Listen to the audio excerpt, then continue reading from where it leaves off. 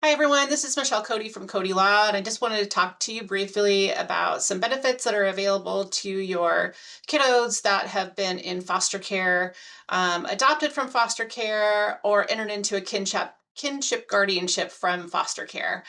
We have another video if you look at our page for the tuition and room and board benefits for kids that have aged out of care or were adopted or entered into a kin gap guardianship from care. But another benefit that is available that is a needs-based benefit is the Illinois Education and Training Voucher Fund. That is an additional fund that provides, it depends, some years it's up to $5,000 annually per student. Last year was up to $7,500 annually per student, and varies from year to year. But this is a needs-based fund to provide eligible students for approved post-secondary education-related expenses. As I mentioned, there must be a financial need in order for the funding to be applied. The the application for funds has to be submitted prior to August 1st of each year in order to be guaranteed to receive those funds. And the student must complete their FAFSA and go through the school's financial aid paperwork in order to be eligible. I'm going to provide a link below for the current application and process for the ETV program. It might change for next year, but the information should be essentially the same that you can search for each academic year. One of the nice things about this program is that a student can make a request for reimbursement for a laptop package. So this is something that is outside tuition and fees. That is obviously, for a lot of students, a really necessary part of their educational program is to be able to have a laptop to do their schoolwork. The link is below for the link to the current application, well, the old application. They haven't posted yet for the 2026 school year, but also information about that particular program. The program is open to any student or youth in care where DCFS has guardianship, a youth that has aged out of care at the age of 18 or older, so your independence goal kiddos, or achieve permanency through adoption or guardianship at the age of 16 or older. So this is a benefit that is available for older kids aging out or being adopted or placed in guardianship out of care. Um, the program assists youth with cost of attendance for post-secondary education. The things that are covered as a part of that are tuition and fees, books, course materials, supplies and equipment, the cost of housing and food, transportation expenses, loan fees, and then just miscellaneous personal fees. The program will pay payments up to the $5,000 annually for those education-related expenses. The program also supplies reimbursement for things, like I mentioned, like a laptop or other personal expenses.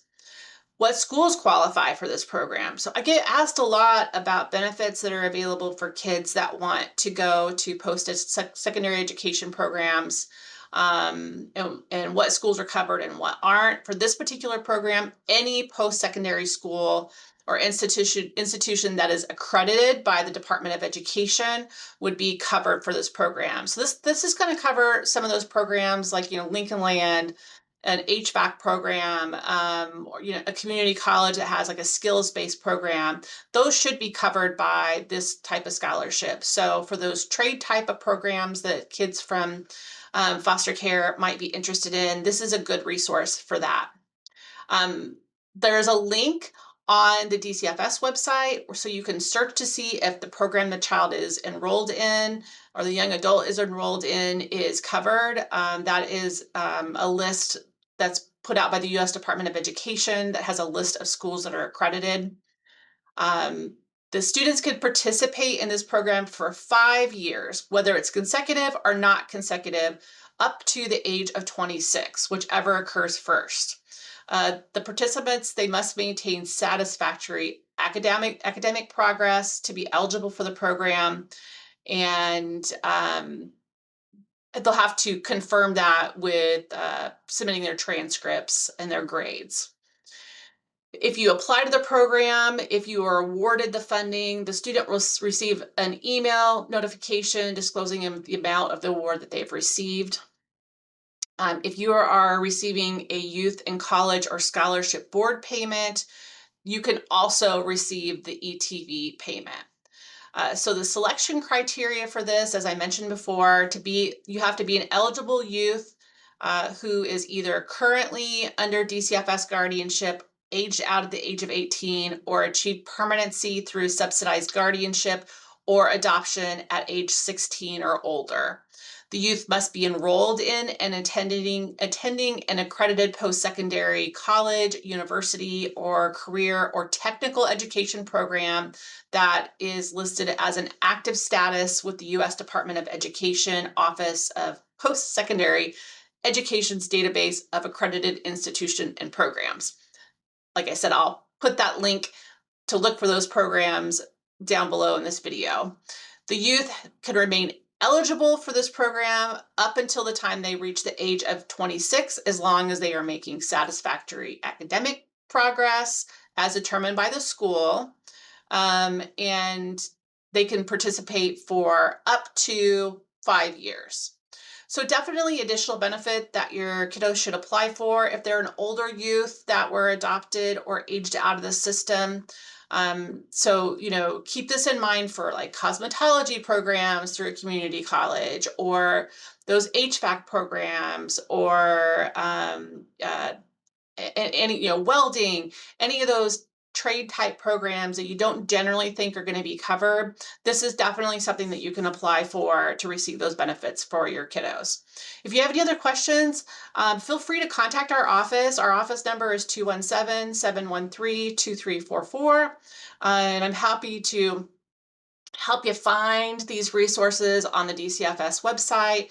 They're a little bit tricky to find sometimes. It's a lot of Googling to get to the right spot sometimes. And I'm happy to assist you with that. And once again, I will post the link from last year's program down below, so you at least know what to search for the upcoming academic year, and have the contact information for the coordinators for these programs through DCFS. Thanks.